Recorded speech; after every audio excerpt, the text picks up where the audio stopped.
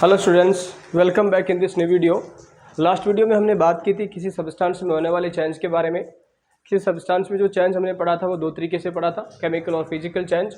उसके बाद में और भी चेंज होते हैं लाइक रेडियो एक्टिव चेंज, वो आप आगे की क्लासों में पढ़ोगे। तो स्टूडेंट्स, मैंने लास्ट वीडियो में आपको ये भी कहा था कि हम नेक्स्ट वीडियो के अंदर एनसीईआरटी 10th क्लास का पहला चैप्टर केमिकल इक्वेशन और केमिकल रिएक्शन स्टार्ट करेंगे। So students, I am really sorry, और मैंने फील किया है और बहुत सारे बच्चों ने भी ऐसा बोला है कि सर बहुत सारी ऐसी चीज़ें जो केमिस्ट्री की बेसिक चीज़ें वो उनको प्रॉब्लम कर रही है, लाइक वैलेंसी कैसे फाइंड करें, केमिकल फार्मूले कैसे बनाएं, एक इलेक्ट्रॉन का अरेंजमेंट कैसे होता है किसी एटम के अंदर वो कैसे करें। तो ये बहुत सारे टर्म्स है, ये बच्चों को प्रॉब्लम कर रहे हैं। तो आज मैं चैप्टर ने स्टार्ट करके कुछ बेसिक टर्म्स है वो स्टार्ट कर रहा हूँ, बेसिक से एटम से लेकर मैं मॉलिक्यूल्स, वैलेंसी, फिर केमिकल फार्मूलाज वहाँ तक पहुँचेंगे। तो आज हम स्टार्ट करते हैं एक नया ही interesting topic, that is element.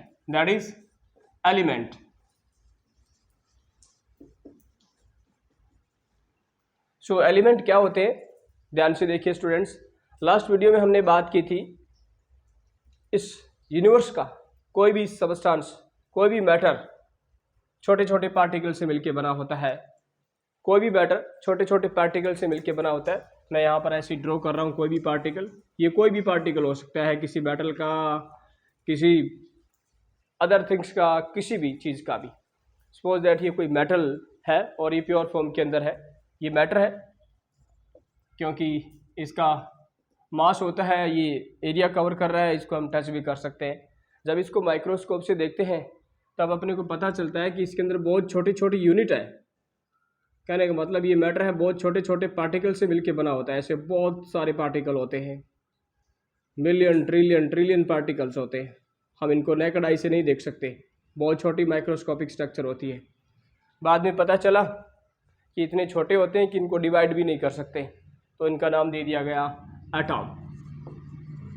इनका नाम दे दिया गया एटम या एटॉम।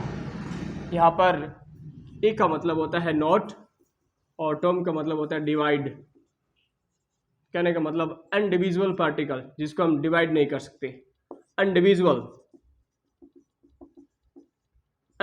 पार्टिकल जिसको हम डिवाइड नहीं कर सकते। ये पुरानी पुरानी टेक्नोलॉजी के अकॉर्डिंग था। आज टेक्नोलॉजी ऐसी आ गई है कि एटम को भी हम डिवाइड कर सकते हैं। तो ध्यान दीजिए स्टूडेंट्स, ये मेरे पास कोई मैटर है और ये मैटर छोटे छोटे पार्टिकल से मिलकर बना होता है। इन पार्टिकल्स को बोलते हैं एटम। यदि ये एटम सारे सेम है, यदि ये एटम सारे सेम है, कहने का मतलब ये जो मैटर बना हुआ है इसके अंदर जो एटम है यदि वो सारे सेम है, सेम मतलब इनका केमिकल प्रॉपर्टीज, इनका साइज, इनका केमिकल प्रॉपर्टीज, इनका फिजिकल प्रॉपर्टीज और इनका साइज यदि सेम है तो हम इसको बोलेंगे ये एक एलिमेंट है। यह एक एलिमेंट है। कहने का मतलब element are made up of same kind of atoms. Element are made up of same kind of atoms. यदि कोई सबस्टेंस सेम टाइप के एटम से मिलकर बना होता है तो उसको बोलते हैं एलिमेंट। ध्यान से सुना स्टूडेंट्स, ये एटम है, ये सिंगल नहीं रहते, ये एटम सिंगल नहीं रहते, कुछ एक को छोड़कर। कुछ नोबल गैसेज हैं जिनकी पीरियोडिक टेबल में संख्या 7 है, like argon, krypton, neon, radon. These are in reactive gases. वो किसी से रिएक्ट नहीं करती है, वो किसी के साथ बॉन्ड नहीं बनाती है, बहुत कम बॉन्ड बनाती है। तो कहने का मतलब एटम सिंगल नहीं रहते। तो सर क्या करते हैं, एटम सिंगल नहीं रहते तो क्या करते हैं, या तो कोई एटम होता है वो अपने ही जैसे किसी दूसरे एटम के साथ, यानी सेम टाइप ऑफ एटम के साथ, सेम टाइप ऑफ एटम के साथ बॉन्ड बना लेता है, या किसी डिफरेंट एटम के साथ बॉन्ड बना लेता है। कहने का मतलब एटम सिंगल नहीं रहते तो सर क्या करते हैं, या तो अपने जैसे सेम टाइप के एटम के साथ या किसी डिफरेंट दूसरे एलिमेंट के एटम के साथ बॉन्ड बना के स्टेबल हो जाते हैं। क्या हो जाते हैं, स्टेबल।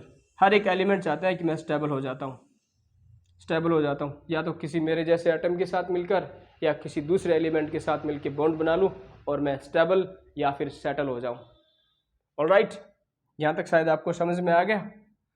सपोज दैट यहाँ तक मैंने बोला कि ये सारे एटम एक जैसे हैं, कहने का मतलब ये जो मैंने ए पार्ट लिखा है यहाँ पर, ये मैटर है, मैटर का ए पार्ट, मैं अभी यहाँ पर इस मैटर को 2 भागों में डिवाइड कर रहा हूँ। यहाँ पे जो इतना पार्ट है वो सेम टाइप के एटम से मिलके बना हो रहा है, तभी मैंने इसको बोल दिया ये एलिमेंट है। ये इधर वाला पार्ट इस मैटर का, या फिर आप समझ लो ये दूसरा बी मैटर है। इस मैटर की जब कंपोजिशन को देखा गया, माइक्रोस्कोपिक स्ट्रक्चर देखी गई, तो इसके अंदर अपने को सेम टाइप के एटम नहीं मिले थे, अपने को मिले थे डिफरेंट टाइप के एटम, डिफरेंट टाइप के एटम। सपोज दैट ये मैटर आपका वाटर है, क्या है, वाटर। ये एटम आपका क्या है, वाटर। वाटर का केमिकली फॉर्मूला होता है H2O। H2O कहने का मतलब ये मैटर जो बना है, यहाँ मैटर को मैंने वाटर बोला है, ये जो मैटर बना है वो 2 एटम ऑफ हाइड्रोजन और 1 एटम ऑफ ऑक्सीजन से मिलके बना है। तो कहने का मतलब इसके अंदर जो एटम है वो सेम नहीं है, यहाँ पे एटम सेम नहीं है, तो कहने का मतलब वाटर एलिमेंट नहीं होता है, वाटर एलिमेंट नहीं होता है। In the starting time of chemistry water को एलिमेंट माना जाता था, लेकिन ब्रिजलेस नाम के भाई साहब या साइंटिस्ट आए थे, उन्होंने ये बता दिया कि वाटर एलिमेंट नहीं है, ये 2 डिफरेंट एलिमेंट से मिलकर बना है। जो 2 डिफरेंट एलिमेंट के साथ मिलकर बना होता है उसको हम एलिमेंट नहीं कहते। ध्यान दीजिए स्टूडेंट, यदि कोई भी मैटर 2 डिफरेंट टाइप के एटम से मिलकर बना है और उन एटम का रेशो फिक्स है, उन एटम का रेशो फिक्स है, मेरी बात ध्यान से सुनना, जो एटम है उस मैटर के अंदर यहाँ पे हाइड्रोजन है और यहाँ पे ऑक्सीजन है, किसी भी मैटर के बारे में बात कर रहा हूँ, उसमें पाए जाने वाले एटम का रेशो यदि फिक्स है तो वह केमिस्ट्री की भाषा में उसको हम बोलेंगे कि ये कंपाउंड है। क्या है, कंपाउंड है। क्या है, कंपाउंड है। कहने का मतलब जिनका फॉर्मूला होता है और जिसमें पाए जाने वाले एलिमेंट का फिक्स रेशो होता है उनको केमिस्ट्री की लैंग्वेज में कंपाउंड कहते हैं। और कंपाउंड भी प्योर होते हैं। क्या होते, प्योर होते हैं। समझ में आ गया। एलिमेंट को यदि मैं डिवाइड करूं तो ये भी क्या होते हैं, प्योर होते हैं। एलिमेंट सेम टाइप के एटम से मिलके बने होते हैं और एटम को हम डिवाइड नहीं कर सकते, एटम को डिवाइड नहीं कर सकते। According to language of chemistry हम बात करें तो एटम को डिवाइड नहीं कर सकते किसी भी मेथड से, लेकिन ये पुरानी टेक्नोलॉजी के हिसाब से था। आजकल एटम को डिवाइड कर सकते हैं। ऐसी टेक्नोलॉजी आ गई है कि एटम के अंदर भी छोटे छोटे पार्टिकल और मिले हैं, उनको बोलते हैं सब एटॉमिक पार्टिकल। ये बात समझ में आई शायद आपको। यहाँ तक सेम टाइप के एटम है किसी सब्सटेंस या मैटर के अंदर तो वो बोला जाएगा एलिमेंट। यदि सब्सटेंस के अंदर पाए जाने वाले एलिमेंट 2 डिफरेंट एलिमेंट है, कहने का मतलब 2 डिफरेंट एलिमेंट है और इनका रेशो फिक्स है। सपोज दैट यहाँ पे वाटर है, वाटर के अंदर 2 atom of hydrogen 1 atom of oxygen है, कहने का मतलब इनका रेशो फिक्स है, तो ये कंपाउंड में काउंट होता है। ध्यान देना स्टूडेंट्स, मैंने अभी बोला है कि जनरली एटम सिंगल नहीं रहते, वो किसी के साथ कंबाइंड होके सेटल हो जाते हैं। ध्यान दीजिए कैसे सेटल हो जाते हैं। सपोज दैट कोई एलिमेंट के एटम है, मैं बात कर रहा हूँ यहाँ पे ऑक्सीजन की, ऑक्सीजन गैस के बारे में बात कर रहा हूँ। ऑक्सीजन गैस का फॉर्मूला होता है O2। O2 को बनने के लिए, O2 एक प्रकार का एलिमेंट है, O2 को बनने के लिए 2 ऑक्सीजन के एटम की जरूरत पड़ी। तो ध्यान देना, इधर यहाँ पे ऑक्सीजन सिंगल नहीं है, यहाँ पे ऑक्सीजन सिंगल नहीं है। मैंने कहा था कुछ एक एलिमेंट 7 एलिमेंट है बोल सकते हैं, उनको छोड़कर बाकी सारे जो एलिमेंट है वो दूसरे के साथ बॉन्ड बना के सेटल हो जाते हैं। यहाँ पर ऑक्सीजन भी अपने जैसी दूसरी ऑक्सीजन के साथ बॉन्ड बना के सेटल हो गई है। मैंने कहा यदि मैं ऑक्सीजन को देखूं, सपोज दैट ये ऑक्सीजन है, ऑक्सीजन का सिलेंडर है, इसके अंदर ये गैस की फॉर्म में है, तो इनके जो मॉलिक्यूल्स है उनके बीच में डिफरेंस होगा। ऑलराइट, यदि मैं किसी एक या पार्टिकल को लूँ तो मुझे ऐसे दिखाई देगा, ऐसे 2 पार्टिकल दिखाई देंगे। तो कहने का मतलब यहाँ पे जो O2 है वो अपनी जैसी दूसरी ऑक्सीजन के साथ मिलके इसने एक मॉलिक्यूल बना लिया।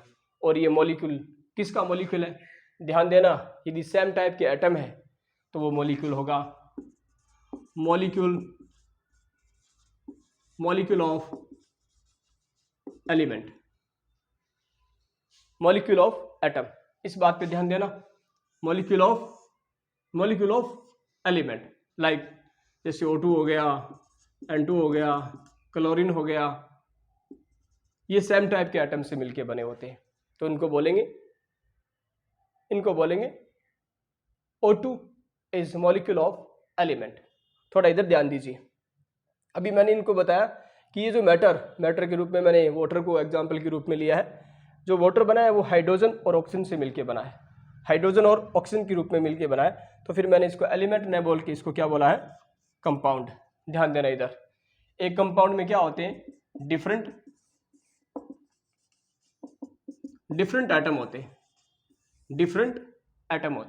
सपोज दैट ये अपने पास वाटर है, वाटर को मैं ऐसे दिखा सकता हूँ, पार्टिकल गैस के कंपेयर थोड़े क्लोज होते हैं, और इनमें से मैं किसी एक पार्टिकल को बाहर निकालूं और इसको माइक्रोस्कोप से देखूं तो अपने को ऐसे दिखाई देगा। आप फॉर्मूला जानते हो, इसमें 2 एटम हाइड्रोजन के हैं, हाइड्रोजन का एटॉमिक नंबर 1 होता है, कहने का मतलब साइज छोटा होता है। ये रहा दूसरा हाइड्रोजन, और ये तीसरा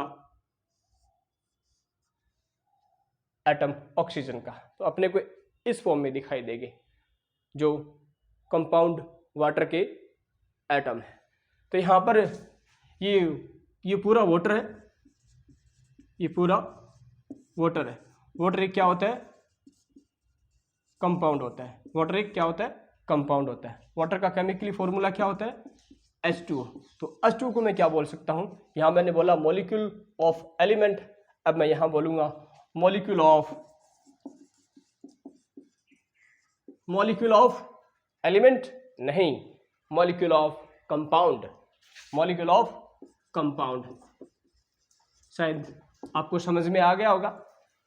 कोई भी कंपाउंड जिसके अंदर 2 से ज़्यादा एलिमेंट होते हैं, 2 या 2 से ज़्यादा एलिमेंट हो सकते हैं, ज़्यादा एटम हो सकते हैं, और जिनका फॉर्मूला होता है उनको बोलेंगे कंपाउंड, और उसकी एक यूनिट को बोलेंगे ये इस कंपाउंड का मॉलिक्यूल है। शायद इतना आप समझ चुके होंगे। थोड़ा सा और समझो। आप बायोलॉजी के अंदर देखते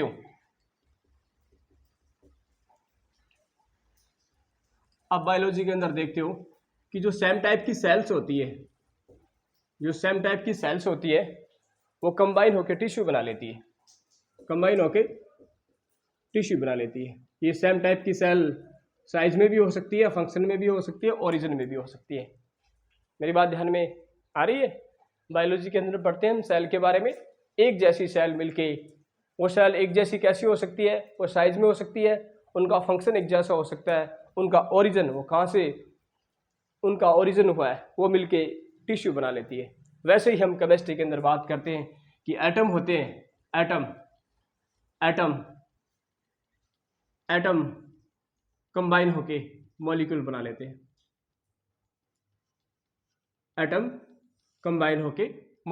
लेते हैं। यदि वो एटम सेम टाइप के हैं तो उस मॉलिक्यूल को बोलेंगे मॉलिक्यूल ऑफ एलिमेंट। यदि वो एटम डिफरेंट है तो हम उसको बोलेंगे मॉलिक्यूल ऑफ कंपाउंड। तो स्टूडेंट्स, आज की वीडियो में इतना ही।